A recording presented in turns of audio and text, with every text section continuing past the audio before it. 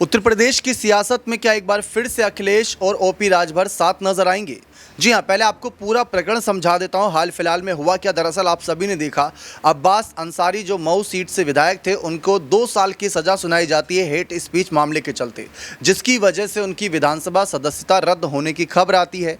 फिर इसी सीट पर उपचुनाव की स्थिति बन जाती है। ऐसे वक्त में जैसे ही उपचुनाव की खबर सामने आती है, सुभाषपा सबसे पहले बयान देती है कि हमारे विधायक की सदस्यता गई है, तो हमारी पार्टी का दावा इस पर काफ़ी मजबूत है इस सीट पर।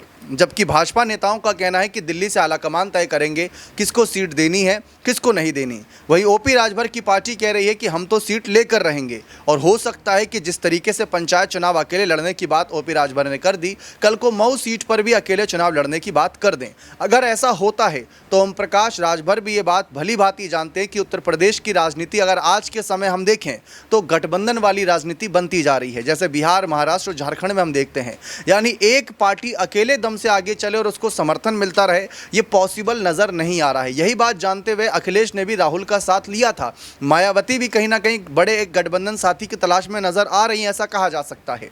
इसी पूरे मामले पर अब ये कहा जा रहा है कि अगर भविष्य में सीट पर उपचुनाव होता है, सुभाषपा अलग उतरती है, सपा अलग उतरती है, बीजेपी अलग उतरती है और बसपा अलग उतरती है, तो किसी को अगर ज़्यादा फायदा हो ना हो, बीजेपी को जरूर होगा, क्योंकि सारे गैर भाजपाई वोट बैंक बढ़ जाएगा। और जैसा कि हम पहले भी देखते आए हैं कि ऐसा जब हुआ है तब नुकसान ही हुआ है। तो बीजेपी को तो फायदा हो सकता है, लेकिन सुभाषपा, सपा और बसपा को नहीं हो सकता। बस ये एक दूसरे के वोट काटते नजर आएंगे, ऐसा राजनीतिक विश्लेषकों का कहना है। लेकिन अगर सपा और सुभाषपा एक साथ आ जाए, मान लीजिए अखिलेश यादव भी जानते हैं उत्तर प्रदेश चुनाव 2027 में ओम प्रकाश राजभर की आवश्यकता पड़ेगी। पिछली बार भी करीब 19 सीट दी गई थी इनको 2022 के वक्त, और 6 सीटें जीत ली थी। 6 भी सही था अगर एक स्ट्राइक रेट के नज़रिए से देखें, क्योंकि जो नतीजे थे ऑल ओवर उसमें कहीं ना कहीं ओम प्रकाश राजभर की पकड़ थी।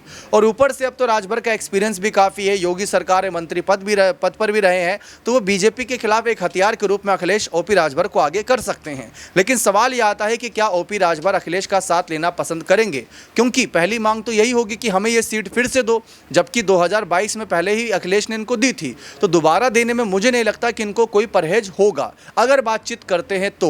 फिलहाल सपा की भी कोशिश यही है कि हम यहां से जीतें और अपना विधायक बनाएं। अंसारी परिवार को टिकट ना देने की बात ओपी राजभर ने करी है, तो कहीं ना कहीं वो भी थोड़ा भारी पड़ेगा, क्योंकि ओपी राजभर साफ कह रहे हैं अंसारी परिवार को टिकट नहीं देंगे।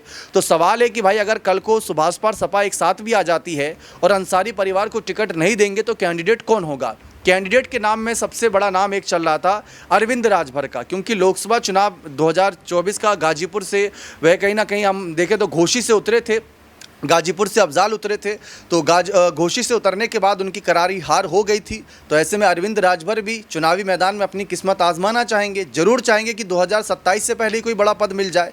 तो अगर अपने बेटे को आगे लाना है तो हो सकता है कि अखिलेश का समर्थन मांगते नजर आए, लेकिन अंसारी परिवार को अखिलेश इस समय सपोर्ट कर रहे हैं, अब्बास के मामले पर बात रख रहे हैं। ऐसे में थोड़ा सा बात बनेगी बिगड़ेगी, वो भविष्य में पता चलेगा। आपकी क्या राय है, क्या अखिलेश और ओपी राजभर को बीजेपी के खिलाफ एक साथ हो जाना चाहिए?